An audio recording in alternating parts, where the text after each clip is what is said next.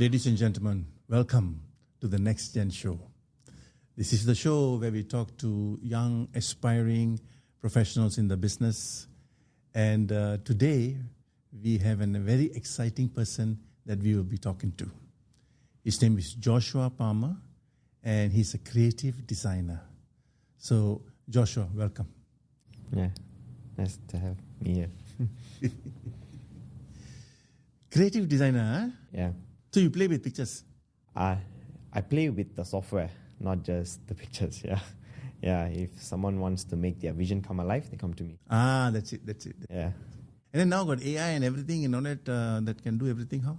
I think AI is just a tool to help us, especially it do help me a lot. I do utilize AI a lot with my design because I don't only do static design, I do also 3D, which helps me a lot. So I think it's just a tool to help us to navigate what we want, but to finalize every single detail, I think that's where Yes. I come in. I appreciate what you're saying, and I fully understand the potential of AI and how it can enhance what you're doing. Yeah. But you know, Joshua, everybody is talking like it's a tool, and then people are getting fired. Yeah. The less people required in our future world than now, or rather in the recent past, because the fact still remains that AI is still a situation where a lot of unpredictability still holds sway, you know. Not sure what's going to happen next. But you're right.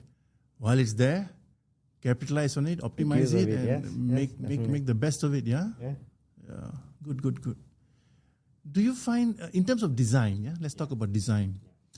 Design, in your heart, in your mind, do you think that it is still a very strong part of not just visual identity, but something that marketers must invest in?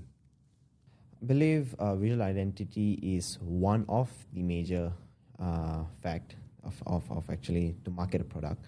But I think it also, comes to design, it also comes to tell a story about their brand. I think comes to telling a story, to come to visualizing that story, I think design plays a very big role. That is where the dilemma also is, yeah? When a marketer has a certain idea or direction or a vision, and then getting it translated into creative terms, whether it's the narrative or even like the look and the design, that's the dilemma, yeah? That's the bridge that they all need to cross. I find that design is very personal. Yes, definitely. Yes. Of course, personal is used in so many other ways which don't make really much sense. But design is personal. At the same time, it's universal.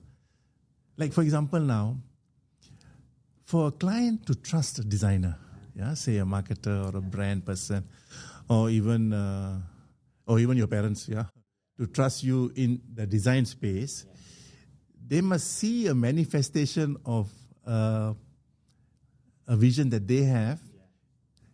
You translate it for them in visual terms, and when they see it, that it matches or even expands upon their own initial thought, I believe that is when they begin to realize the power of design.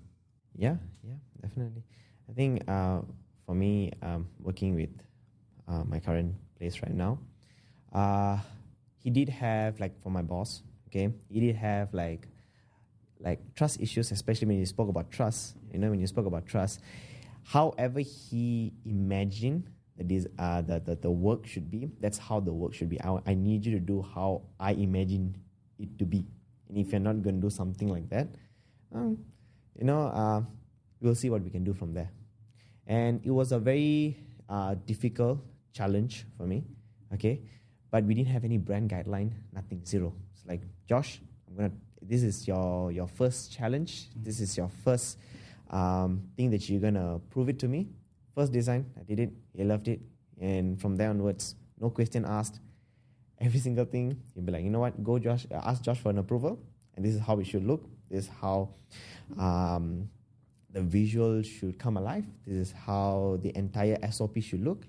And yeah, and that's I think through design, right? I feel like you should also, like as you said, build a trust. I think even with me, I have a few juniors with me.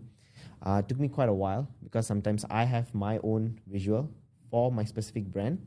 If I need that specific brand to stay consistent, I know that you can design, but at the same time, it has to stay consistent. It has to stay within the brand guidelines.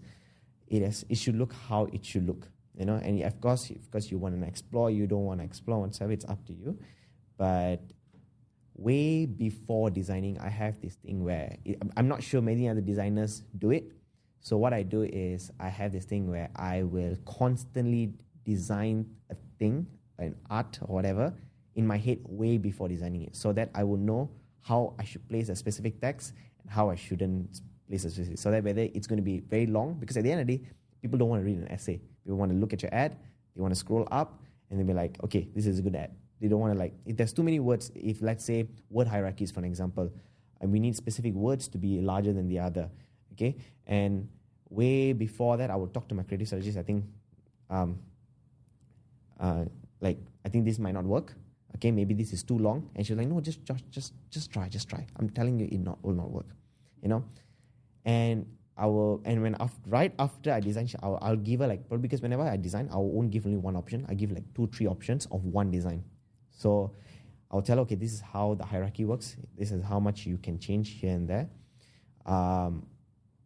And she'll okay, yeah, you're right, it doesn't work. And from there onwards, I will tell. That's why my creative strategist has put a trust in me. If Joshua said this cannot work, this cannot work, because I'm always constantly designing in my mind, saying that okay, this is too long of a text. This is too long of a information for me to actually work on. So she will work with me, I will work with her, and from there onwards, because from previously we were we don't want to go back and forth, because going back and forth will be just it will take a lot of our time, because it's something that if we're not designing something 12 or 15 a month, we're designing 140 to 160 a month. It can be emails, it can be social ads, it can be social media, it can be anything. So going back and forth will not only just take my time, but also take everyone's time to go back, approve, and whatsoever.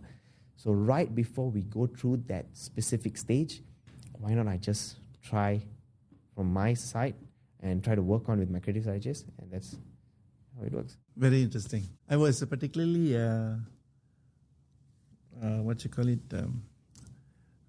attracted to that thought that you start thinking before you put pen to paper. Yes. Or brush to canvas, whichever way you put it.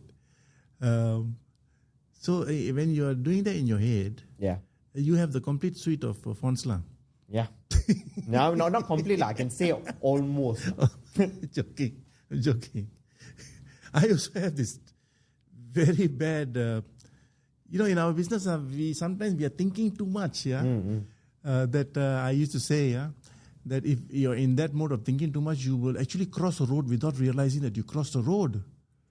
Because crossing a road becomes like driving a car at that stage already, it's all automatic, I will agonize in my mind, if that headline was supposed to have a full stop or not full stop, sometimes even in my sleep. I mean, when I was working full-time in an agency, it was worse. But I realized that that process is actually the process that leads to perfection, or rather fine-tuning and crystallizing it better. So that when I go to the office in the morning, I already know what my headline is going to be. So when I talk to my art director, I ask him to put it out and then we'll be discussing fonts and all that. Then he will know already exactly where I'm coming from. Then he also have the feel ready. So I'm not saying the good people that do that lah, but I believe that most creative people who are very dedicated spend a lot of time rethinking about their work in their heads. You said that you are happy where you're working now. Yeah. And because one of the main reasons, of course, is that you managed to convince the boss. Yeah. To allow you the freedom after you proved yourself. Now I'm thinking, wouldn't that make it very difficult for you to join another company? I think for me, it's not only just the trust from my boss. I think for me, before he even hired me, I think I have, I know I have this specific motto that characters plays better than talent. So for me, it's like, if your character is amazing, I'll be there. I'll ensure that I will do a right job for you. Okay, so that's what I told right before he hired me. I think when it comes to our team, especially building our team from scratch, from what we were and what we are now,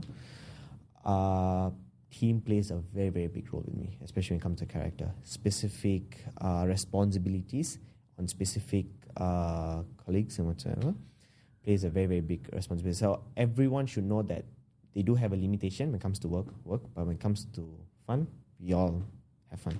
I think I can't say it should be a happy family or happy working space or whatsoever. By the end of the day, I think if everyone are responsible on what they are supposed to be responsible, and everyone are, when it comes to their character, everyone are just genuine, kind, down to earth. I think that's where things goes really well. I think with the specific place that I am currently working, everyone there is just amazing. I think everything there is just amazing. And I think as what you said earlier, it's very difficult for me.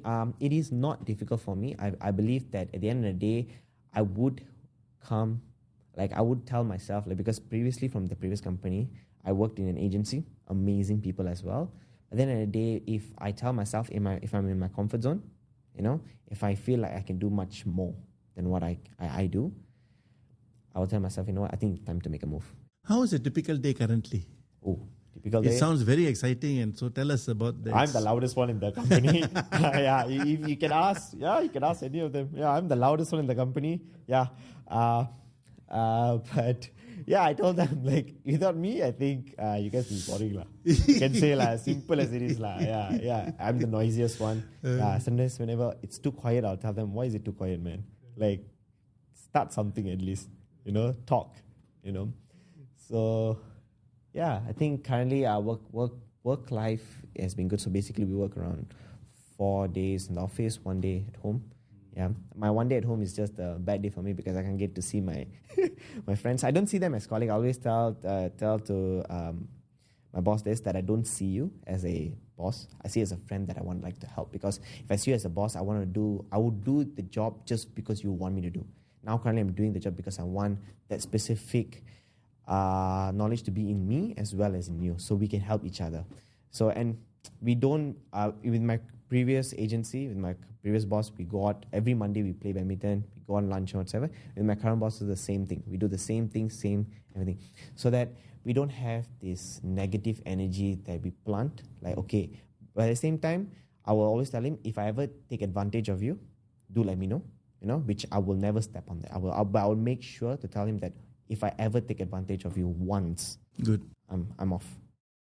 It was very encouraging to talk to you, Joshua. Thank you very much. I can sense urgency in your approach. I also feel that while you talk about design, but you also have the maturity of an art director moving forward, which can only flourish in the right environment. And the best part is you are in the right place and you are happy for the moment. Thank you, Joshua. Thank you so much. Thank you so much.